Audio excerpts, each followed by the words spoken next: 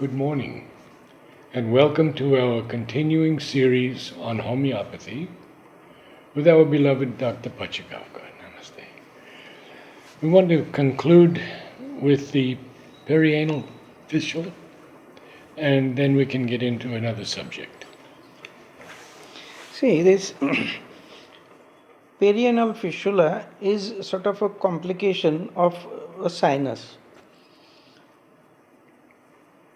The person initially develops an abscess like a purulent lesion around anus, and that abscess, when it opens, drains out, and after drainage, it gets sealed.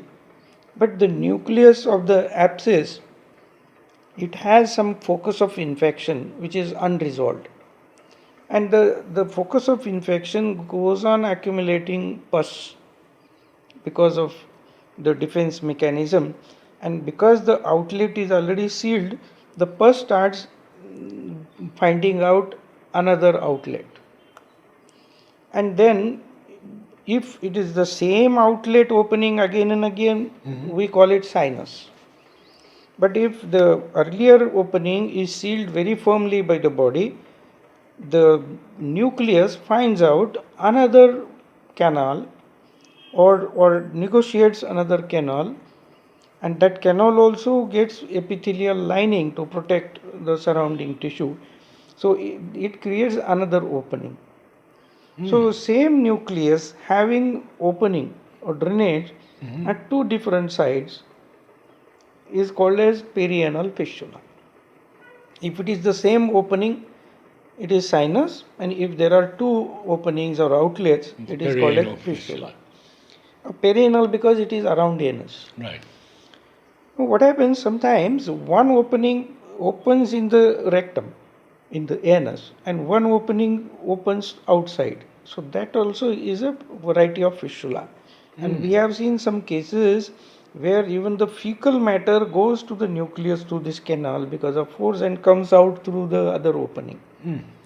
So it's a very chronic condition. And mainly what happens when we sit on our gluteal tuberosity, when we sit, and because of the placidity of musculature and because of pressure, the capillaries don't have free flow of blood. And because of lack of supply of blood, the healing also is delayed. And this perineal fistula makes the life miserable because of its condition of sitting, and especially people with sedentary job and have to sit for a long time, they develop this perianal fistula. Conventionally, what they do is they call fistulectomy. So they remove the epithelial lining as well as the nucleus, so-called nucleus, and then the other canals, and they do it incision and drainage, what we call. Is it But successful? then it is 99% it recurs, because see, fistula is not something which is implanted by someone else.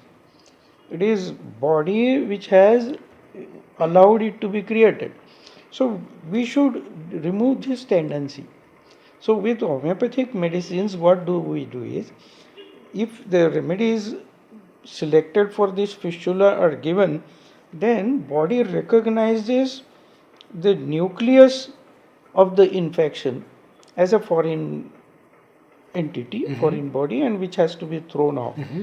So along with the nucleus, everything is shed off.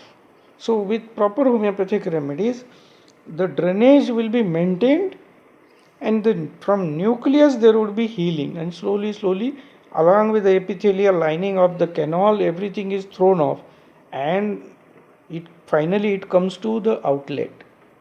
And once it normal outlet. Normal outlet. Yes, yes. And then of that fistula. And then once everything is healed, the fistula is cured. It may take years. Oh, really? But many times we have seen that this is like a vent body finds out as a safe outlet. Because wherever there is an infection, body has to throw it off in a safest way. So body finds it out. So surgical intervention is not necessary, and we have seen some people getting cured of this chronic fistula in 4 to 5 years. But somehow it doesn't give any pain or grave symptoms or absolutely no complications. In homeopathy, we have seen that there are many cases where the complaints migrate. One case we had that this boy had rheumatoid arthritis with contractures and all. We started treating rheumatoid arthritis, and he was like almost out of his arthritic pain, and he was from a neighboring district. So when he got cured, he developed a perineal fistula, and he thought that it is not related, so he managed that perianal fistula with local management under some that Kshar Sutra they call it. In Ayurveda, they pass on a thread in the canal and they rub the epithelial lining so much that everything gets healed. This is they call it Kshara Sutra treatment. So it was suppressed and taken care of. Surprisingly, the rheumatoid arthritis had relapsed after 1 year. And we started working out like what has gone wrong in homeopathy. Once the case is cured through own healing entity, it should not recur. And it has recurred. Then we realized that this fistula was suppressed. Then we counseled the patient that in future, if you develop this fistula, don't intervene locally. It's a general disorder. And we started treating again on the basis of totality. His rheumatoid arthritis did subside, and to our surprise, the perianal fistula recurred.